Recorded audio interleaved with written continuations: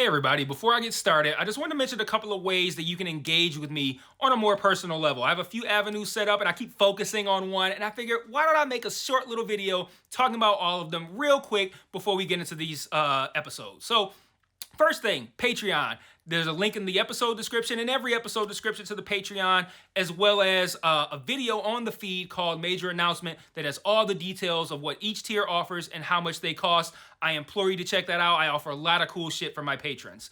Second thing, the Discord channel. There's also a Discord link in the episode description and in every episode description. I have multiple channels set up there for each show that I'm covering, and it's a great way to just engage with me. I have a channel set up for MMA talk as well. I'm a big MMA fan, so if you're an MMA fan, you can check that out as well. There's a link to the Discord in the episode description. And then lastly, the Facebook and Twitter. Social media. Follow me on there. I post news on there. When I say news, I mean like, hey, I'm stopping covering this show. Hey, I'm starting covering this show. Let me know what you think about this. I do live watches of things on Facebook where like I'll check in and say I'm watching so-and-so show, and then I'll like live comment while I'm watching it, and that'll be cool if maybe you watch that show too and you want to watch along with me, or you're watching it later and you will see my thoughts, which are usually pretty entertaining because I'm usually pretty high when I'm writing them. So check out all those links in each episode description, and let's talk about this episode. Peace. One mic. Yeah. All I need is one mic. Yeah. All I need is one mic. Hey everybody, welcome back to One Mic, and today I'm here to talk about Season 2, Episode 3 of HBO's Winning Time, entitled The Second Coming. Look, I'm going to keep pointing it out as long as this is true, but this was yet another great episode, and this season continues, I think, to fire on all cylinders and feel like a pretty significant improvement over Season 1. Is it perfect? No. Let me adjust my monitor here. No, I still think the romance plot between Bus and Honey feels lazily shoehorned in, and the stuff with Genie still isn't coming around yet, though it is beginning to show some potential, but like, this could also still go really fucking wrong. But everything else, though, working exceptionally well. I thought the flashback scenes with Larry Bird were great. The relationship dynamic between Westhead and Riley continues to be compelling and even draws some parallels with Genie's story this week. And I really enjoyed the exploration of ego in this episode. It's been a consistent aspect of the Westhead storyline, but we're seeing it with Magic too, and even a little bit with Bird this week, and we're seeing it with Genie. And I think this show is doing a great job of showing the ways in which one's ego can be both beneficial and detrimental to your livelihood, depending on how you allow that ego to manifest. But this episode, it jumps back and forth between covering the fallout from the Lakers' early playoff exit in '81, which we saw last week, and flashbacks showcasing Larry Bird's backstory and how he came to end up in this rivalry with Magic and playing for the Celtics. So, a lot of great stuff to cover this week, but I want to start with the show's exploration of ego. That's what I thought was the most impressive this week, and I found that to be the most intriguing. So, as I've been saying all season, Westhead's suffering from what I believe to be like an imposter syndrome. I mean, we saw this last year. Last season. The last season of the show, not the last Lakers season within the show. They set up the idea of him doubting his ability to fill McKinney's shoes last season. But each week we see more and more of how Westhead's fragile ego and self-doubt are actually causing the team to doubt him. And it's looking like he's writing his own ticket out of there. So in one of the opening scenes, we see Bus questioning everyone about why they think the Lakers failed last season. This time I actually am talking about the Lakers. I gotta figure out this season shit. Like, I'm like, I need to be able to distinguish for you guys when I'm talking about the last season of the show and the last Lakers season within the show. Now I'm talking about why the team failed in the previous Lakers season within the show. Last week's episode. There we go. Of course, Jerry West says it's Paul's fault. Why wouldn't he? That's what he's been doing. Norm, of course, says it's Magic's fault. Paul says it's because he's consistently undermined by management and that he needs more authority. West like he needs less authority. And then Riley kind of unconvincingly says that the team respects Paul. And one thing I liked in this scene is how Bus asked if Magic is getting too big for his britches. And then they cut to Sharman telling Bus that Magic, through his agent, wants an extension when he still has 5 years left on his contract. I thought that was like I don't know if that was meant to be funny, but I just thought it was funny. He was like, you say Magic's too big for his britches, and the fucking guy doesn't even have the decency to this whole time, him and Magic have had direct contact, but now that Magic wants more money, he sends his fucking agent to talk to Charmin to then talk to Bus instead of just picking up the phone and talking to Bus directly, which again, I think that plays into Magic's ego. Like I said, very good exploration of ego this week.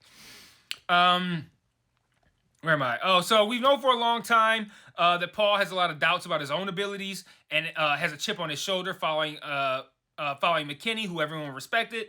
However, these issues are getting serious enough that the writing is on the wall, I think, for Westhead. I'd be surprised if Westhead's not out and Riley is in before the end of the next episode. But since he has this chip on his shoulder, Paul decides he wants to throw his dick around and make a lot of decisions without discussing them with anyone.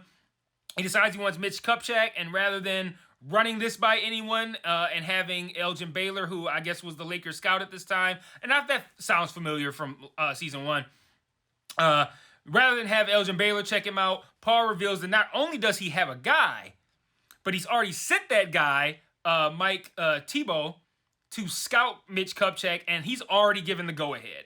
And not only that, but the league is introducing multiple assistants next season, and he's bringing Tebow on as an additional assistant to Pat. And when Riley confronts him about this, Paul suggests that he doesn't trust the people around him, and when Riley forces him to say if he trusts him, Paul says they're good, but I can't imagine anyone with functioning eyes or ears believing that. And in what is probably the best scene of the episode, we see Riley and Wes arguing over Paul's decision to trade Jim Jones for Kupchak. And in an earlier scene, that really shows us how Paul is letting the perception of him drive his decision-making. He decides to trade Jones only after hearing that Riley didn't want to do that. And they argue about this decision, and it's probably the weakest that Paul has looked in the series to this point, because he can barely hide the fact that his issues, and when I say his issues, not even his issues with Riley in particular, just his issues in general, revolve around the idea that no one respects him. And Jones says this directly when he learns about the trade, like just the gas that Bus hired a teacher to be an NBA coach. I think he said specifically like a math teacher or an English teacher or some poem writer. I don't know. He says something very insulting. After which Paul clumsily and meekly tells Riley that essentially they could be good if Riley just learns his place as the number 2 guy.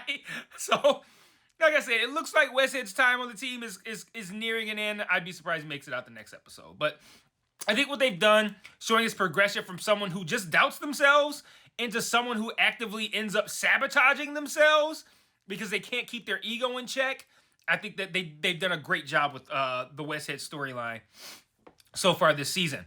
Plus, it's not like anything that Paul has said has been inaccurate either. He always makes very valid points, like his point about not letting Magic hold his teammates' fates in his hands. That was an excellent point.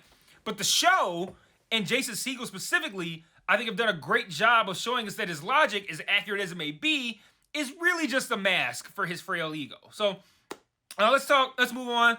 I want to talk about Magic now. We first see Magic in this episode. We learned that Coop just got a big extension, and Magic's ego tells him to have a problem with that, even though he's still got the 5 years left on his contract. Now, we heard last week, Bus talking about how he wants to re-up on all the important players, give them big money, all this kind of stuff, adding zeros on the contracts and shit. And I like this scene. One of the things I like about this scene is they use these kids shouting all these mean and judgmental statements at Magic as a way of showcasing his own self-doubts about, I think most interestingly, whether or not he's as good as Larry Bird. Like I said earlier, this prompts Magic to request an extension from Bus, even though the team isn't doing well financially because of the early playoff exit that Magic is directly responsible for, and despite him having 5 years left on his deal. And this leads to a couple of great scenes toward the end of the episode. The first is a conversation between Magic and Bus, in which Bus tells Magic that if he agrees to the extension, they're going to have to say it's an extension of his current deal for more years, but keep the details secret so as to avoid more distractions and turmoil in the locker room. He then says he wants to offer Magic a lifetime contract of 25 years. Magic was probably like 22 at the time. Like his lifetime is only slightly older than I am now. But anyway, he wasn't even 20. He probably wasn't even 22 yet. Anyway, he wants to offer Magic a lifetime contract of 25 years for $25 million because he's family, right? But in exchange, Magic has to be the leader that he's supposed to be and stop causing rifts with the team and square shit away with Norm. The second great scene is when they actually have the conversation with Norm. So Norm's invited to Bus's place for what he thinks is good one-on-one time with the boss, only to find that Magic is pacing around the dining room threateningly. But it's I don't know why this was so funny to me, but like, I really hope that that's true. Like that they put the pressure on Norm in the fucking nicest, kindest way possible. Bus finds, I think, the nicest way possible to essentially say either get with the fucking program where Magic's running the show, I'm gonna trade your stupid fucking ass. One or the other.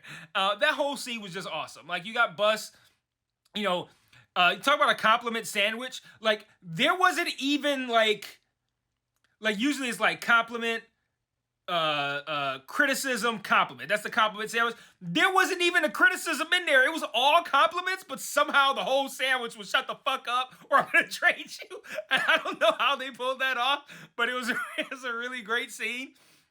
He's like, oh, you're one of the best guards in the league. I could easily trade you to any team because everyone would like to have you. Now, what was that you were saying in the press about Magic? As Magic paces around him threateningly eating mangoes. Like, what a great scene that was. That was some heavy pressure though. From like at the end of the day, it was funny, but that's the owner there, right? That's heavy pressure from the owner to fall in line with having he's telling him, fall in line with having the new guy take your spot, or I'm gonna ship you to another team. And he somehow conveyed that threat by doing nothing more than complimenting Norm. I just thought that was a really good scene. And then of course there are the flashbacks with Larry Bird, and I'm telling you, those flashbacks, they got me salivating at the thought of Magic and Bird going at it, pause, and with this build-up of this rivalry.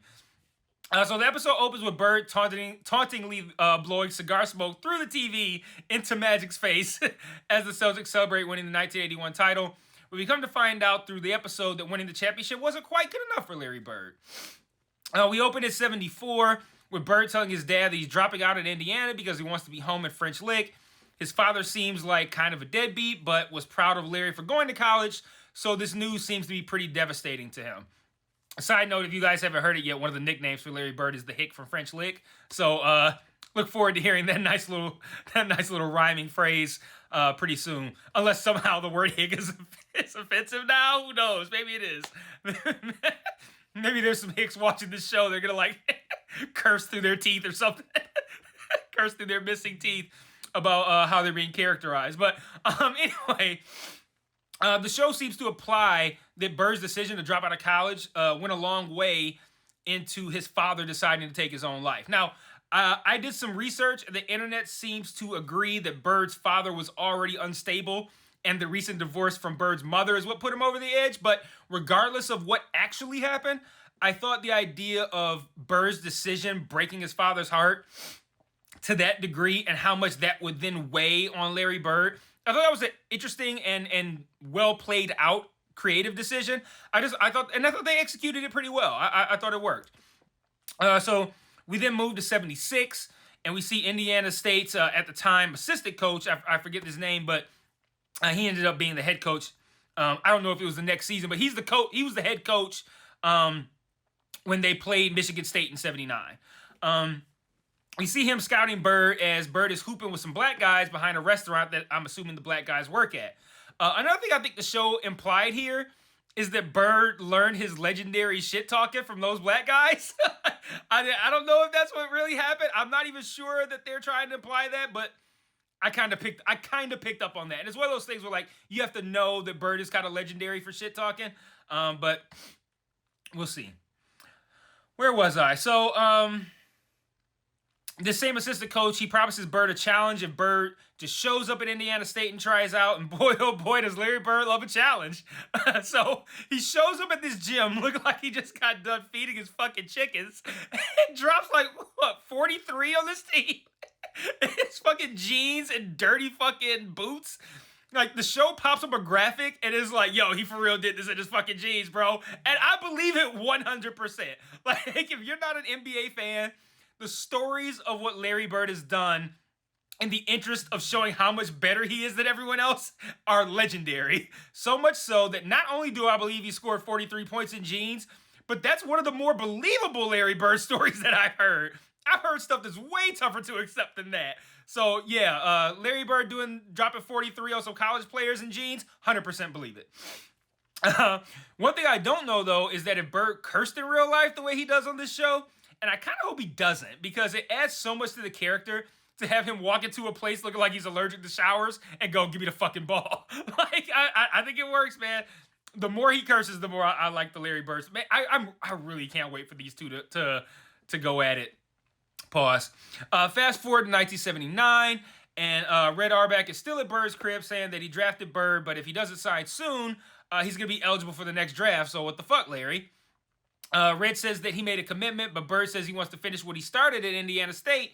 And Red points out, like, well, you said that you were going to win the championship, but you didn't do that, so why are you all of a sudden so committed? And brief pause here. That championship game between Michigan State and Indiana State, it's legendary around these parts. If you're new to this channel, new to watching me, if you're Bill Simmons at the Ringer and you got the email that I sent you guys, and I know you from Boston and you're a Celtics fan, that game's legendary around these parts here in Detroit. That game, Michigan State plays out of Lansing, was the capital here in Michigan. And that game, I was not yet born for it, barely. But like I said, the game's legendary. I've heard all sorts of stuff about that game. I'm pretty aware of what happened there. But there are some aspects of that game I didn't know about that I looked into when I was preparing for this video. So MSU had 6 losses going into that game, which that's not a lot. Like, a college basketball season, they could have been 20-6 or some shit like that. It's still a very good record. But Indiana State was undefeated going into that championship game. Now, again, think of what you know about Larry Bird just based on this show alone. Think about what that must have been like for Larry Bird entering that game undefeated, playing a team with 6 losses, and Magic goes for 29, 10, and 10, a triple-double in the championship game, wins most outstanding player.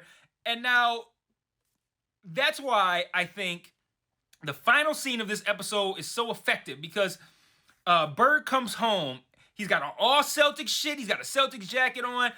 This is presumably after just having climbed the NBA mountaintop in 1981. But all he could do is look at that newspaper clipping of the time Magic bested him. And I think that defines Larry Bird perfectly. He won a fucking championship, and all he could think about was the one time that Magic Johnson bested him. And I'm sure that he's glad that he won that title.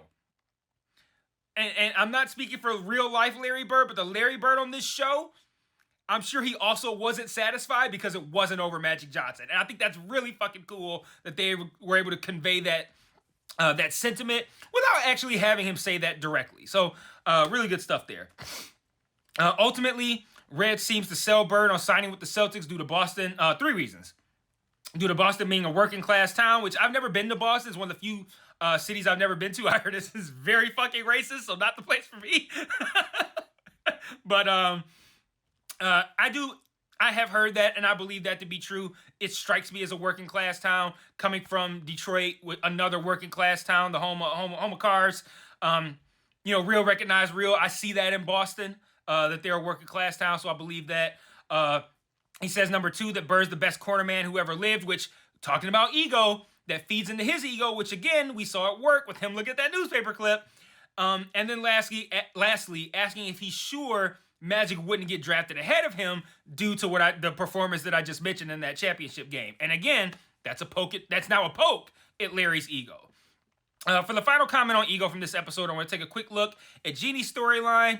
As we've seen so far this season, she wants to make moves with this tennis team, but she's consistently not being taken seriously by any of the men in her life. Her ego damaged as well. Genie takes matters into her own hands and trades her brother's girlfriend, Anna, who we met last week. She was trying to convince Anna to... actually, I think it was week 1, actually. Episode 1. She was trying to convince Anna to prepare for the upcoming season for their team, but Anna wanted to focus on, I think, continuing to rehab an injury and preparing for Wimbledon instead. So, like I said, Genie takes matters into her own hands and trades Anna for Martina Navratilova, which, I mean, can you blame her? And then, like I said, spoiler alert, her team ended up winning the championship. So, I mean, good for Genie. But it's an interesting move by Genie that sets up what will likely be, unfortunately, some probably heavy-handed commentary on like misogyny and shit like that. That they're gonna couple with Bus inevitably hurting Honey since she specifically asked him not to do that in this episode. And look, men ain't shit commentary, and I'm like, men ain't shit. That's what I'm saying. Men ain't shit commentary.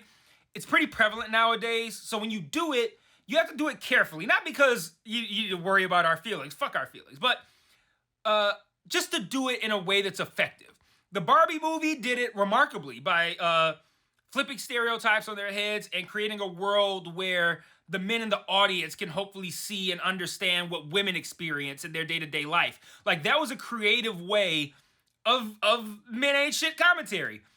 This feels a lot less nuanced than that.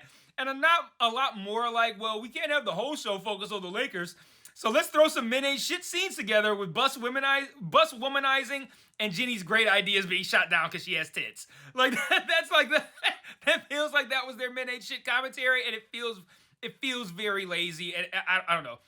It doesn't feel progressive at all. It's just the same unimaginary shit that anyone else would do when they want to suck up to a certain group of people. But, for example, the Honey and the Bus shit, it's just lazy. I say Honey and the Bus.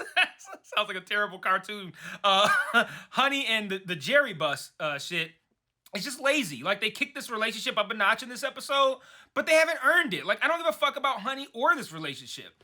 And the reason why, too, I think they should have had flashback scenes where we could see how good their relationship used to be back then 15 years ago, and then we could see how Bus fucked it up. Like, maybe he cheated on her. Like, maybe they were about to get married, and she, walks in on Bus in the bed with 17 women, and it was like, fuck it, I'm not gonna marry you.